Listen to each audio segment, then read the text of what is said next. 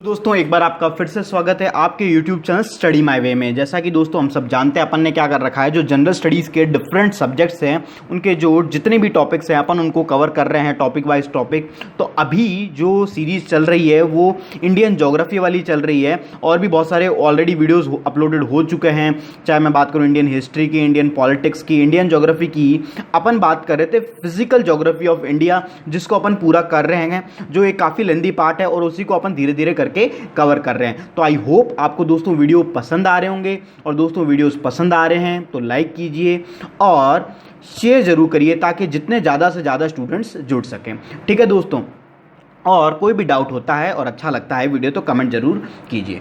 ठीक है दोस्तों, तो दोस्तों जो लास्ट का जो वीडियो था, अपन जो लास्ट के वीडियो में दोस्तों अपन क्या पढ़ रहे थे दोस्तों, मैं बात करूं तो अपन ने क्या क्या पढ़ा था दोस्तों। अपन ने नीलगिरी पहाड़ियों की बात करी थी, दक्षिणी घाट की बात करी थी। दक्षिणी घाट के अंदर बहुत सारी अन्नामलाई पहाड़ियाँ, 3 पहाड़ियाँ थी, इलायची पहाड़ियाँ और पालनी पहाड़ियाँ। लास्ट का जो वीडियो था मैंने पढ़ा दिया था आपको पालनी पहाड़ियों तक, लेकिन उसमें थोड़ा सा कोई टेक्निकल इशू की वजह से वो कट हो गया था। तो मैं आपको एक बार फिर से वहीं से कंटिन्यू करवा देता हूँ पालनी पहाड़ियाँ। फिर अपन जो नेक्स्ट टॉपिक है दैट इज पश्चिमी घाट के दर्रे और पूर्वी घाट को आगे अपन कवर करते हैं। ठीक है, तो देखिए पालनी पहाड़ियाँ में मैंने बताया था ये कहाँ पे स्थित है, ये तमिलनाडु में स्थित है और इसकी सबसे ऊंची चोटी कौन सी है, कोडाई कोनाल है। इसकी सबसे ऊंची चोटी दोस्तों है कोडाई कोनाल है, जो तमिलनाडु का प्रसिद्ध हिल स्टेशन है। कौन सा, कोडाई कोनाल है जो तमिलनाडु का प्रसिद्ध हिल स्टेशन है। ठीक है दोस्तों, ये बात हुई दोस्तों किसकी अपनी बात हो गई पश्चिमी घाट की। अब अपना जो नेक्स्ट टॉपिक है, हेडिंग डालिए आप, पश्चिमी घाट के दर्रे। ठीक है,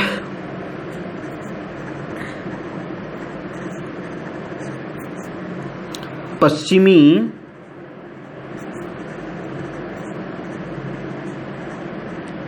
घाट के दर्रे, the passes of western Ghats. ठीक है, अब देखिए कुछ इंपॉर्टेंट 4 पास है यहां पे दोस्तों।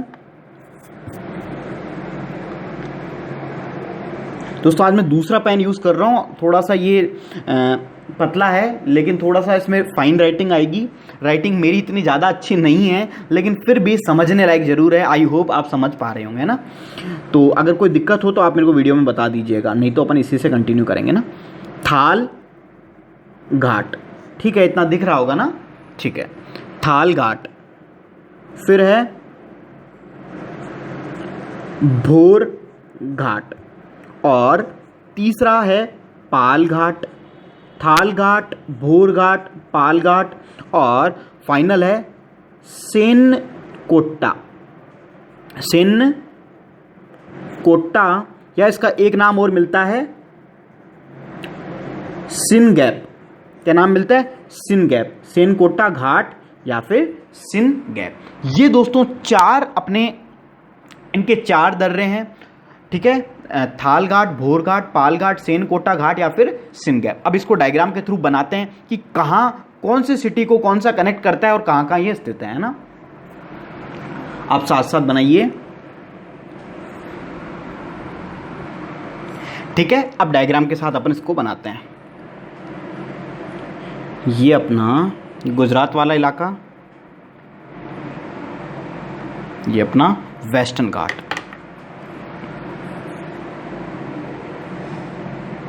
यहाँ पे इस तरीके से, और यहाँ पे एक घाट का निर्माण होता है। यहाँ पे जो सिटी है दोस्तों वो है अपनी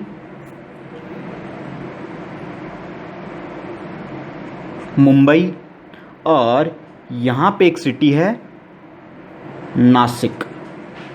ठीक है, और मुंबई से नासिक के बीच में जिस दर्रे का निर्माण होता है उसको बोलते हैं थाल घाट। ठीक है, फिर मैं बात करता हूं, इधर इस तरीके से है। ठीक है, और ये यहाँ पे अपनी सिटी है पुणे, है ना, पुणे। ठीक है, और यहाँ से यहाँ तक एक दर्रे का निर्माण होता है और इस दर्रे को बोलते हैं दोस्तों भोर घाट। तो भोर घाट किसको कनेक्ट करता है? मुंबई से पुणे को थाल घाट, मुंबई को नासिक से। ठीक है, फिर नीचे इस तरीके से है, फिर यहाँ एक दर्रा होगा और देन अगेन यहाँ एक दर्रा। ठीक है, और यहाँ पे जो सिटी है वो है कोच्चि। कोच्चि, और यहाँ पे है दोस्तों कोयम्बटूर, है ना। तो ये दर्रा, इन दोनों के बीच में जिस दर्रे का निर्माण होता है वो कौन सा हुआ? पाल घाट। ठीक है, और यहाँ पे एक सिटी है तिरुवनंतपुरम।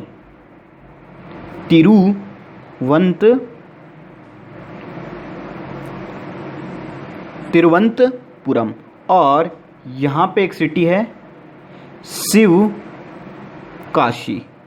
शिवकाशी, और शिवकाशी से इधर की तरफ मदुरई के लिए हो गया, मदुरई। ठीक है, तो यह जो दर्रा है ये कौन सा हुआ? ये बना लीजिए इधर। ठीक है, ये जो दर्रा है ये कौन सा हुआ? सिनकोटा।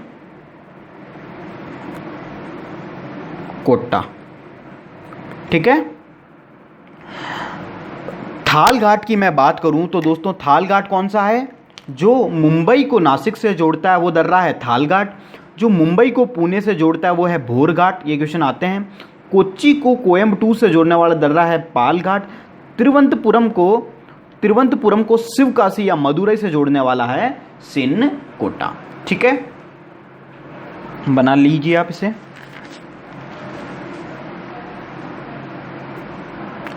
ठीक है, तो दोस्तों ये था अपना पश्चिमी घाट पूरा कंप्लीट हो गया। अब अपन बात करते हैं पूर्वी घाट की।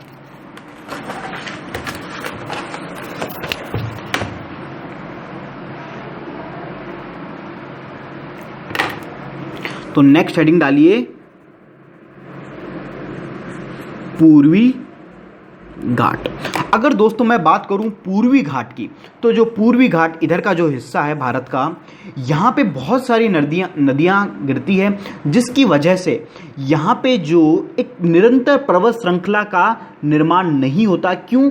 क्योंकि यहाँ पे अपर्दन की समस्या बहुत ज़्यादा है। नदियों का अपर्दन होने की वजह से जो एक निरंतर पर्वत श्रृंखला होनी चाहिए थी वो नहीं मिलती। तो यहाँ पे अपन को क्या मिलता है? नदियों के अपर्दित होने के कारण एक निरंतर पर्वत श्रृंखला का निर्माण नहीं होता है। ठीक है, और फिर बात आती है, इसको अलग अलग स्थानों पर अलग अलग नामों से जाना जाता है। अभी अपन बात करेंगे तमिलनाडु में क्या बोलते हैं, आंध्र प्रदेश में क्या बोलते हैं, तेलंगाना उड़ीसा में क्या क्या बोला जाता है।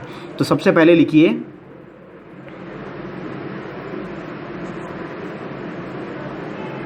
पूर्वी घाट नदियों द्वारा अपर्दित होने के कारण एक निरंतर पर्वत श्रृंखला नहीं है। ठीक है, फिर लिखिए इसे अलग अलग स्थानों पर अलग अलग नामों से जाना जाता है। ठीक है, अब अपन बात करते हैं अलग अलग जगह कौन कौन सी में क्या क्या इनको बोला जाता है।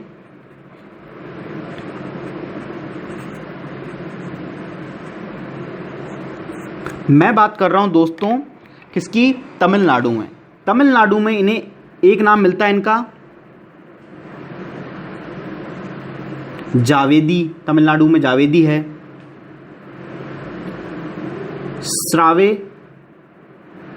स्रावे राय है।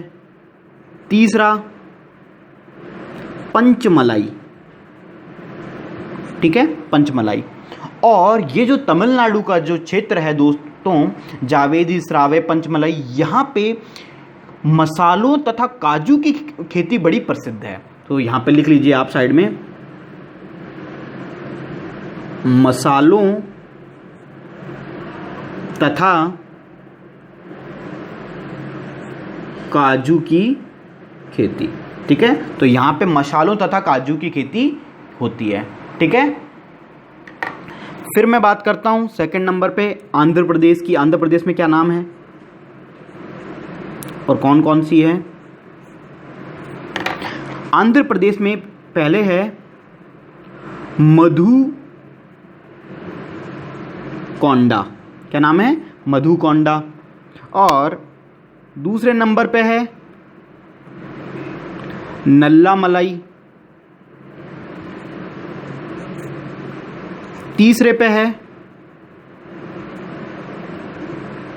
पालकोंडा और चौथे पे है वेलिकोंडा, ठीक है। अगर मैं दोस्तों बात करूं मधुकोंडा, नल्लामलाई, पालकोंडा, वेलिकोंडा कहाँ की है? आंध्र प्रदेश की। अगर मैं बात करूं मधुकोंडा, तो मधुकोंडा में एक जगह है अरामाकोंडा। क्या नाम है जगह का? अरामाकोंडा। अरामाकोंडा पूर्वी घाट की सबसे ऊंची चोटी है। और अरामाकोंडा की अगर मैं हाइट की बात करूं तो दोस्तों ये कितनी है? 1680 मीटर, ठीक है। और यह पूर्वी घाट की सबसे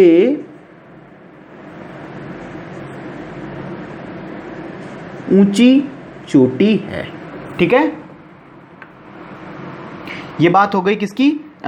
अरामाकोंडा की और आंध्र प्रदेश की,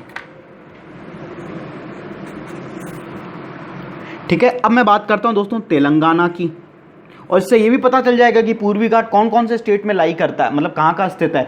तमिलनाडु, आंध्र प्रदेश, तेलंगाना और उड़ीसा, ठीक है। तो आपसे क्वेश्चन कैसे भी पूछे आप उसका आंसर कर सकते हो, इससे बाहर कुछ भी नहीं जाने वाला, ठीक है। यहां पे एक जगह है सासचलम पहाड़ी। और अगर मैं बात करूं सासचलम पहाड़ियों की, तो दोस्तों ये क्या है? जैव संरक्षित क्षेत्र है, बायोस्फीयर रिजर्व है। जैव संरक्षित क्षेत्र है, मतलब बायोस्फीयर रिजर्व है यहाँ, ठीक है। और सबसे इंपॉर्टेंट चीज, एक आपने नाम सुना होगा, साउथ में बहुत ही फेमस मंदिर है अपने दक्षिण में, तिरुपति बालाजी का। जो तिरुपति बालाजी का जो मंदिर है वो यहीं शेषाचलम पहाड़ियों पर स्थित है। तो लिखिए यहां पे क्या है? तिरुपति बालाजी मंदिर, ठीक है। तो इस तरीके से लिख लीजिए, तिरुपति बालाजी मंदिर, ठीक है।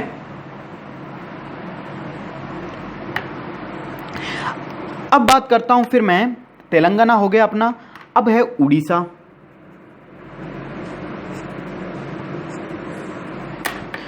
उड़ीसा के अंदर एक है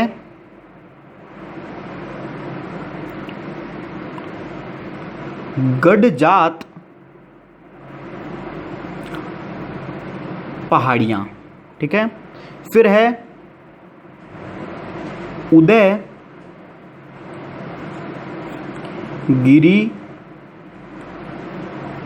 पहाड़ियां, ठीक है, उदयगिरी पहाड़ियां।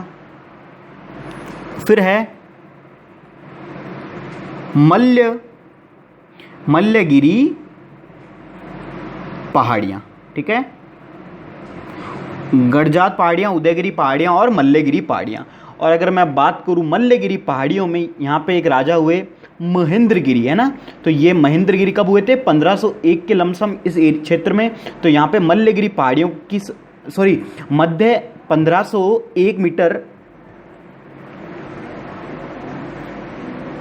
महेंद्रगिरी, वो चीज़ अलग है, वो आगे आएगी, बताऊंगा मैं आपको। महेंद्रगिरी मल्लगिरी पहाड़ियों की सबसे ऊंची चोटी है ना, तो कितनी इसकी हाइट है? 1501 मीटर। ये मल्लगिरी पहाड़ियों की सबसे ऊंची चोटी है। तो लिखिए, यह मल्लगिरी पहाड़ियों की, यहां लिखिए,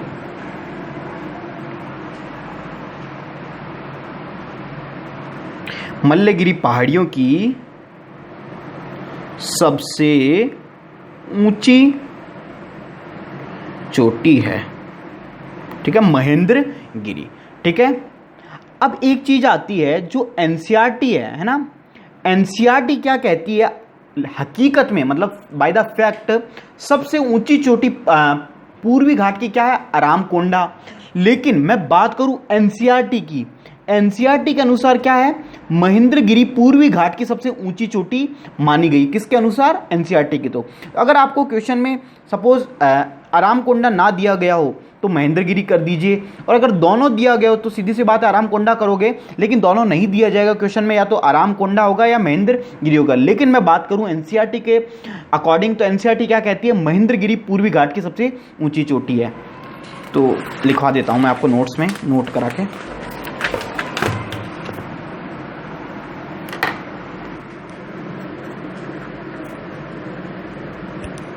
लिखिए,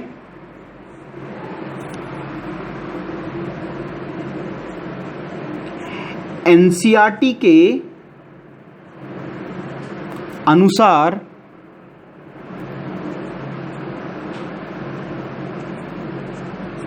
महेंद्रगिरी पूर्वी घाट की सबसे ऊंची चोटी मानी गई है। लेकिन हकीकत में कौन सी है दोस्तों? अरामकोंडा है। उसकी हाइट कितनी है? 1680 मीटर, और जो महेंद्रगिरी है उसकी 1501 मीटर मानी गई है। तो आपको दोनों चीजें ध्यान रखनी है कि भाई क्वेश्चन कैसे भी पूछा जा सकता है, अपन को हर चीज का पता होना चाहिए। ठीक है, तो ये बात हो गई दोस्तों अपने पूर्वी घाट की। अब अपन नेक्स्ट टॉपिक है स्टार्ट करते हैं। जो अपने घाट हैं पूर्वी घाट वो पूरा हो गया है प्रायद्वीपीय में। अब अपन बात करेंगे भारत के प्रमुख पठारों की। तो नेक्स्ट हेडिंग डालिए, भारत के प्रमुख पठार। ठीक है, भारत के प्रमुख पठार। थोड़ा अपन जल्दी से कवर करने की कोशिश करेंगे। मैं डायग्राम बनाता हूं, आप साथ साथ मैप बनाते जाइए।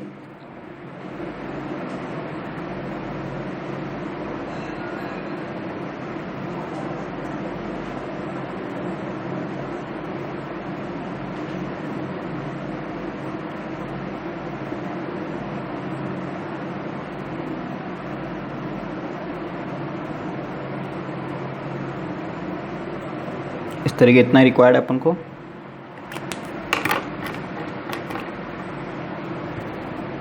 यहां पे कौन सी अपनी पर्वत श्रृंखला है? अरावली।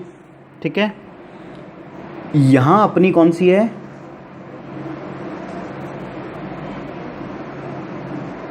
विंध्याचल। ठीक है, इस तरीके से। अब देखिए,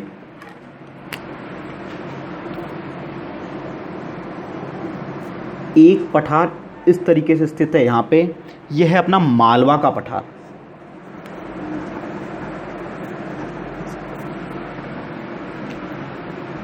मालवा का पठार।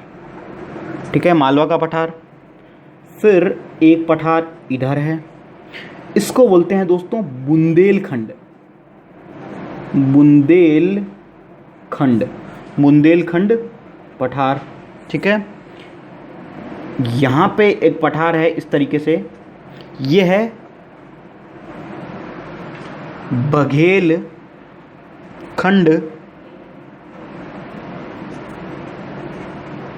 बघेलखंड पठार। फिर एक पठार इधर है, और एक पठार इधर है और एक पठार इधर है। ये जो नॉर्थ ईस्ट में जो पठार है इसको बोलते हैं शिलोंग, है ना। ये तो याद रह जाएगा क्योंकि शिलोंग कहाँ पे है, नॉर्थ ईस्ट में ही है, ठीक है। ये है अपना छोटा नागपुर पठार, ठीक है। और इसका नाम पड़ता है दंडकारण्य पठार।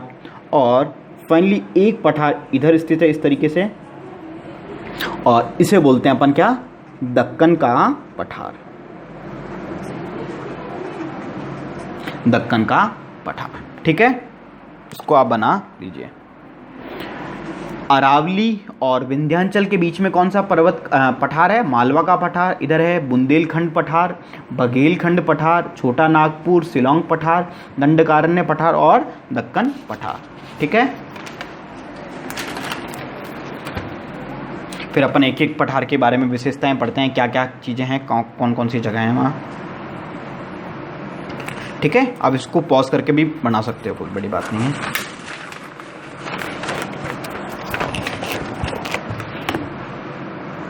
अब देखिए, सबसे पहले अपन बात करते हैं दोस्तों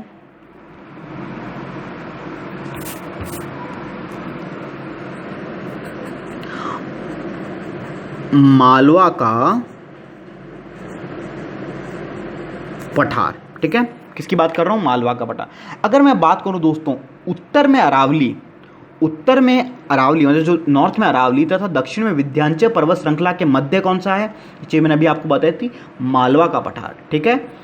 अब इसका तो लिख ही लीजिए इसको,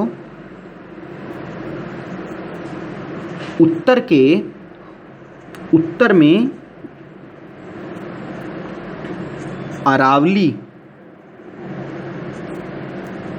तथा दक्षिण में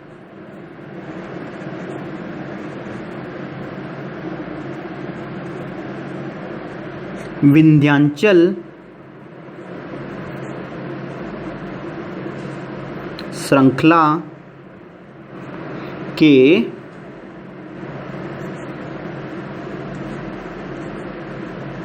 मध्य स्थित है। कौन सा पठार, मालवा का पठार, ठीक है। इस तरीके से अपना मालवा का पठार है। यह जो हिस्सा है दोस्तों मालवा का पठार, ये पूरा मालवा का पठार है। अब ये अलग अलग राज्य में इसके अलग अलग भाग हैं। तो सबसे पहला ये जो भाग है ये है, इसको बोलते हैं हाड़ौती पठार, जो कि कहाँ पे है, राजस्थान में स्थित है। और राजस्थान में भी बात करें तो कहाँ पे है, दक्षिण पूर्वी राजस्थान, ठीक है। ये है, इसका नाम पड़ता है रुहेलखंड पठार। रुहेलखंड पठार कहाँ है, यूपी में। ये हिस्सा है अपना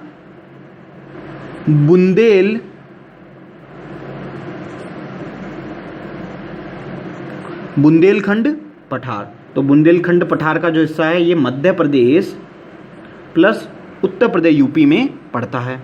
और ये हिस्सा इसका कुछ पड़ता है ग्वालियर पठार, कहाँ पे है, जो कि मध्य प्रदेश में, ठीक है। अब एक चीज आती, ठीक है, इसको आप बना लीजिए। अब देखिए एक चीज आती है कि ये जो मालवा का पठार है, यहाँ से क्या होता है कि बहुत सी नदियाँ निकलती है, जिसकी वजह से सबसे जो अपरदित पठार माना जाता है, जो सबसे ज़्यादा इरोज्ड पठार है, वो कौन सा है, मालवा का पठार को माना जाता है। फिर मैं बात करूँ यहाँ से प्रमुख नदी कौन सी निकलती है, तो दोस्तों मालवा के पठार से जो प्रमुख नदी निकलती है वो चंबल की नदी निकलती है, चंबल नदी निकलती है। इसके अतिरिक्त यहाँ पे कौन कौन सी नदी निकलती है, बेतवा है, एक केन नदी है ना। तो अगर मैं बात करूं प्रमुख नदी चंबल है, और इसके अलावा बेतवा तथा केन नदियां भी मालवा के पठार से होकर बहती है। तो लिख लीजिए, इसको पूछा जा सकता है।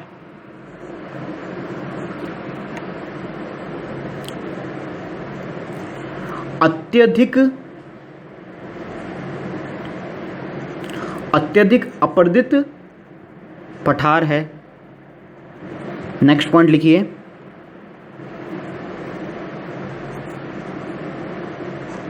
चंबल नदी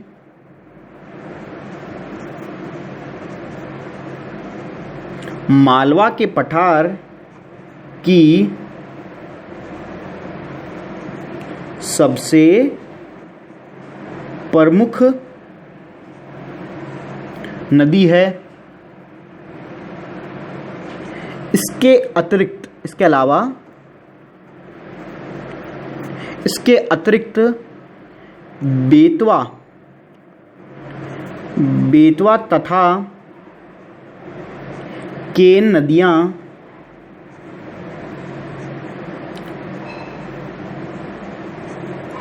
मालवा के पठार से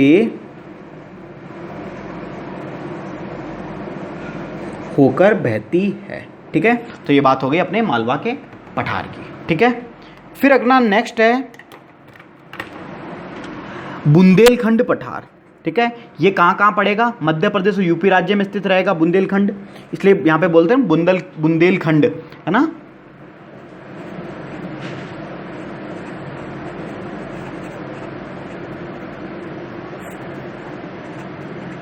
ठीक है, ये मध्य प्रदेश तथा यूपी राज्य में स्थित है। लिखिए, यह मध्य प्रदेश तथा यूपी राज्यों में स्थित है। अब बात आती है, यह जो पठार है इसको क्या बोलते हैं? उत्खात भूमि बोलते हैं। उत्खात भूमि या फिर ऊबड़ खाबड़ भूमि। ऊबड़ खाबड़ भूमि का मतलब होता है ना, कि यहाँ पे क्या है कि बहुत सारी नदियाँ निकलने की वजह से यहाँ पे क्या हुआ, जैसे नदियाँ जब गई तो क्या हुआ, इन्होंने जगह को अपरदित कर दिया, जैसे इस तरीके से ना, मिट्टी को ले गई इस तरीके से। तो यहाँ पे क्या हुआ, इस तरीके से धोरे, मतलब बीच बीच में ऊबड़ खाबड़ के हिसाब से निर्माण हो गया। तो इसको क्या बोलते हैं?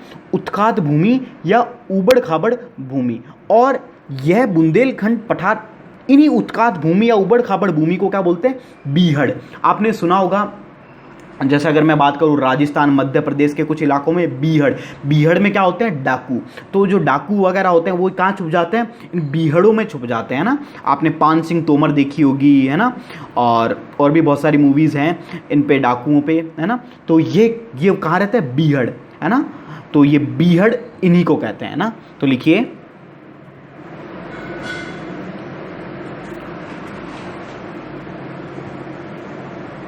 यह पठार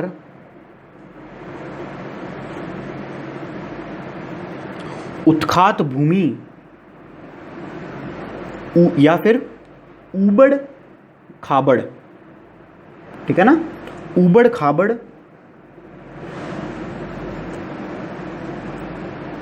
भूमि के लिए प्रसिद्ध है, जिसे क्या कहते हैं अपन?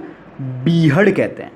तो ना इसको अंडरलाइन कर लीजिएगा, बीहड़। आपसे पूछा जा सकता है वो बीहड़ कहाँ है, तो बीहड़ अगर पूछा जाए जगह, तो जगह कौन सी होगी? बुंदेलखंड पठार मध्य प्रदेश यूपी राज्य में है ना, तो बुंदेलखंड पठार में पाए जाते हैं बीहड़। तो क्या कहते हैं? बीहड़ कहते हैं। ठीक है, अब बात करूँ यहाँ पे कौन कौन सी नदियाँ होंगी। चंबल नदी बुंदेलखंड पठार में का होकर बहती है। तो ये क्या करती है? अब जैसे ये मैंने बोला था कि नदी है, अब नदी है तो क्या कर रही है? एक मिनट रुकिए। ठीक है, तो अब जैसे यहाँ से क्या नदियाँ बहेंगी, तो नदियाँ क्या करेगी? अपर्दन करेगी। अब अपर्दन की वजह से इस तरीके से बीहड़ का निर्माण होता है। और यहाँ पे जो बीहड़, मतलब जो इस तरीके से जो पानी यहाँ पे जो बीहड़ ऊबड़ खाबड़ भूमि बन जाती है, उसकी वजह से क्या होता है कि यहाँ पे अवनालिका अपर्दन होता है, या फिर इसको क्या बोलते हैं? गली इरोजन। तो अगर पूछा जाए बुंदेलखंड पठार में किस चीज़ के लिए प्रसिद्ध है? अवनालिका अपर्दन के लिए प्रसिद्ध है, या फिर इसको इंग्लिश में क्या बोलते हैं? गली इरोजन। तो लिखिए,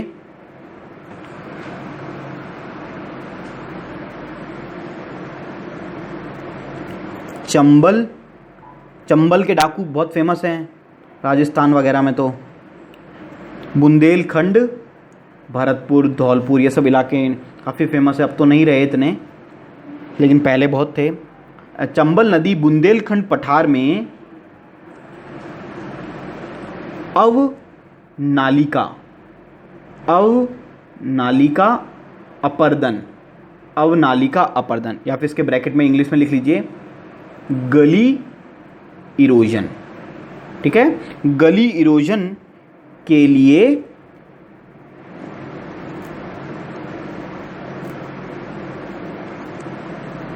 प्रसिद्ध है। ठीक है, तो ये बात हो गई दोस्तों अपने किसके, बुंदेलखंड पठार की। ठीक है, अब आगे चलते हैं अपन बघेलखंड पठार।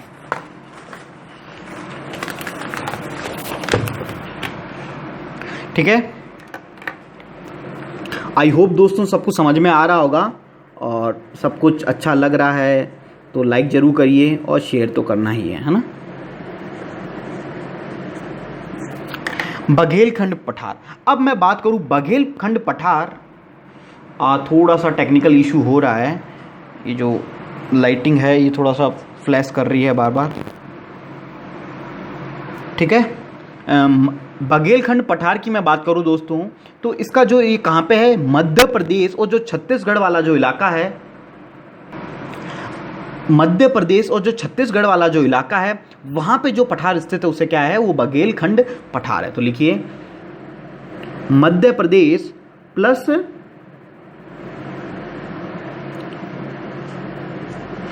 छत्तीसगढ़। ठीक है, ये अपना इलाका हो गया। अब यहाँ पे ये किस चीज के लिए प्रसिद्ध है, लौह खनिजों के लिए, जो आयरन के जो खनिज हैं उनके लिए काफी प्रसिद्ध है। तो लिखिए छोटे छोटे पॉइंट्स हैं कुछ कुछ, वो लिखते जाइए फटाफट। यह पठार मुख्यतः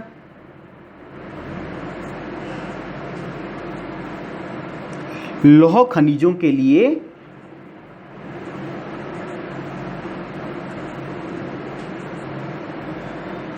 प्रसिद्ध है। ठीक है, तो ये बात हो गई बघेलखंड की। बघेलखंड में इतना ही है। फिर अगला लिखिए दंडकारण्य। दंडकारण्य, ठीक है, दंडकारण्य की अगर मैं बात करूं ये कौन कौन से राज्यों में, तो लिखिए छत्तीसगढ़ में से मैंने मैप के थ्रू भी बता दिया था, वहां से भी आपको पता दिख सकता है। छत्तीसगढ़, उड़ीसा और महाराष्ट्र में ये स्थित है। तो लिख दीजिए। ठीक है, अब बात करूं यह पठार, यह भी अत्यधिक ऊबड़ खाबड़ पठार है ना, ऊबड़ खाबड़ है ना। ठीक है, तो लिखिए यह अत्यधिक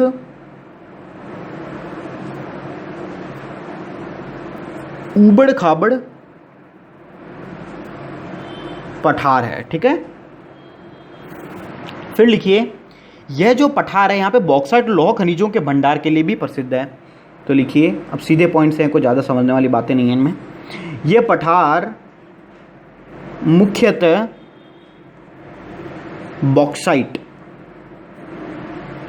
बॉक्साइट तथा,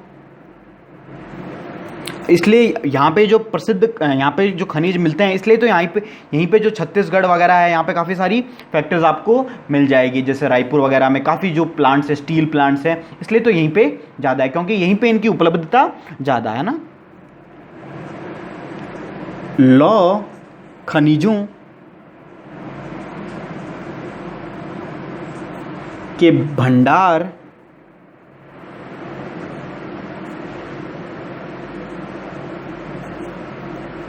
के लिए प्रसिद्ध है ना।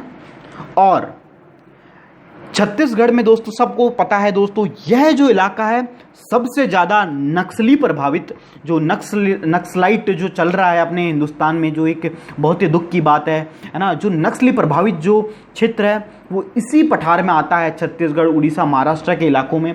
तो लिखिए यह पठार सर्वाधिक नक्सली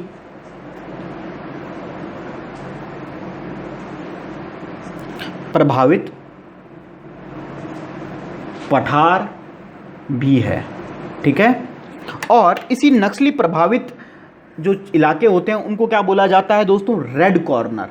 क्या बोलते हैं अपन, रेड कॉर्नर। तो आपसे ये भी पूछा जा सकता है कि रेड कॉर्नर कहाँ पे है, दंडकारण्य पठार में है, छत्तीसगढ़, उड़ीसा, महाराष्ट्र। तो ये बात हो गई किसकी, दंडकारण्य पठार की।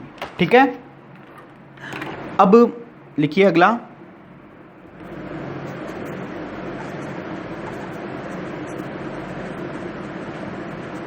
छोटा नागपुर पठार। इसमें लिखिए इसका विस्तार क्षेत्र कहां पे है, विस्तार में लिखिए झारखंड, उड़ीसा तथा पश्चिम बंगाल, 3 राज्यों में है छोटा नागपुर पठार, राज्यों में है। ठीक है, फिर लिखिए इसको भारत का रूहर प्रदेश कहते हैं। क्या कहते हैं, रूहर प्रदेश कहते हैं ना।